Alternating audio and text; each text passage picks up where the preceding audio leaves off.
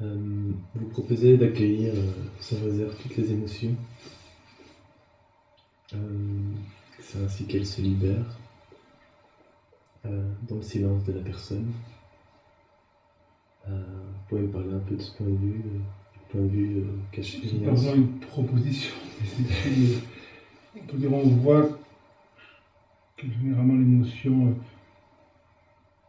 est ajournée, l'émotion est bloquée. L'émotion est bloquée parce que dans une émotion, il n'y a pas de personne. L'émotion détruit la sécurité, détruit la référence. C'est pour ça que les gens ne supportent pas d'avoir peur, ne supportent pas d'être agités, ne supportent pas d'être en colère, ne supportent pas d'être joyeux, ne supportent pas d'être malheureux, parce que quand l'émotion est forte, on perd ses références. Donc, quand il y a une émotion, il n'y a pas d'ego. L'ego bloque l'émotion. Donc quand une émotion surgit, l'ego refuse l'émotion. Donc quand la peur apparaît, l'ego ne veut pas avoir peur. Quand la tristesse apparaît, l'ego ne veut pas être triste. Donc je passe mon temps à refuser l'émotion. Quand la bulle de tristesse monte en moi, et que je décide de me marier pour ne pas être triste, ou de divorcer pour ne pas être triste, ou de faire du yoga pour ne pas être triste, la bulle reste là. Et dans un moment donné de non-fabrication, de nouveau la bulle va monter. À ce moment-là, je vais décider d'acheter un appartement, d'acheter un chien, d'apprendre le russe pour être moins triste. Et la bulle est toujours là. Je me rends compte que la bulle de tristesse qui monte pour s'éliminer. Elle ne monte pas parce que je suis triste, non, je ne suis pas triste, mais il y a l'émotion de tristesse en moi. Donc à ce moment-là, au lieu de refuser la tristesse, l'émotion de tristesse, je vais laisser vivre cette émotion qui est purement tactile, elle n'est pas conceptuelle, sans la tristesse. Et quand on laisse vivre cette émotion de tristesse, elle passe par cette zone de transformation tactile, sensorielle, et c'est comme une fleur qui s'ouvre, quand la fleur s'ouvre, elle meurt. Donc quand l'émotion est vraiment laissée libre, elle s'élimine naturellement. C'est un processus organique, on n'a pas à le fabriquer, il s'impose naturellement quand je vois que l'émotion vient pour me quitter. Et tant que je m'approprie l'émotion, tant que je prétends être triste, puis quand je suis triste, bien sûr, je refuse la tristesse. Quand j'ai peur, je refuse la peur.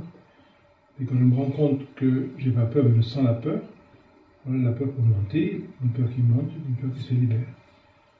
À ce moment-là, l'émotion devient fonctionnelle, elle devient richesse, et toutes les émotions deviennent, pour employer un terme bourgeois, mondain, positives.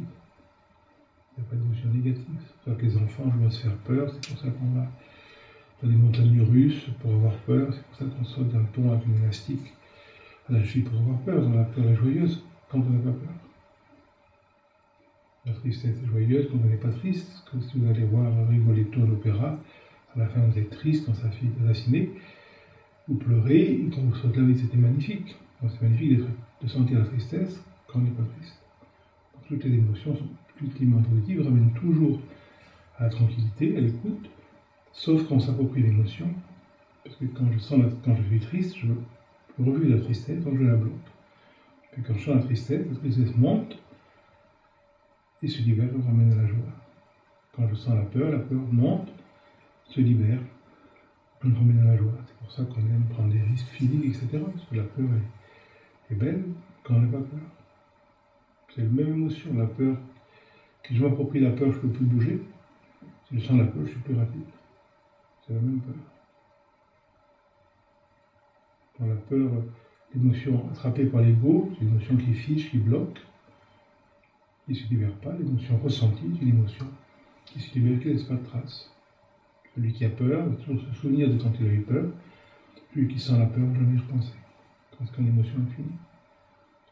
Celui qui saute d'un pont avec une élastique en payant pour ça, et quand il descend, va hurler, sentir la peur, soit quand il rentre chez lui, il n'y pense plus.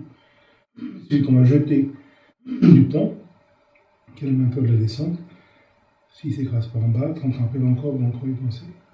Parce qu'il a tout fait pour se bloquer. Donc ce qui crée le blocage, c'est le refus de la situation sensorielle. C'est pas la situation.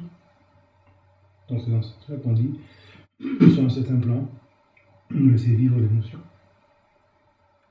Donc c'est pas du tout pour se réjouir de l'émotion, comme dans les thérapies hédonistes ou imaginaires. Non, on laisse vivre l'émotion pour qu'elle meure. C'est très différent de tout ce qui est tous les imaginaires d'exploration tactile, d'exploration sensuelle ou sensuelle de l'émotion. On se perd dans l'émotion, ça c'est aussi stupide que la refuser, c'est la même chose. C'est un peu plus pédagogique parce que quand on dit oui, on est moins tendu quand on dit non, mais celui qui cherche à sentir s'éloigne autant de lui-même que celui qui refuse de sentir. Et oui, il s'éloigne de lui-même, mais il est plus agréable pour lui. Mais c'est la même fuite, celui qui veut sentir, dans l'imaginaire. Il n'y a rien à sentir. Et quand on les vivre le sentir se meurt. Ça, c'est la vie traditionnelle.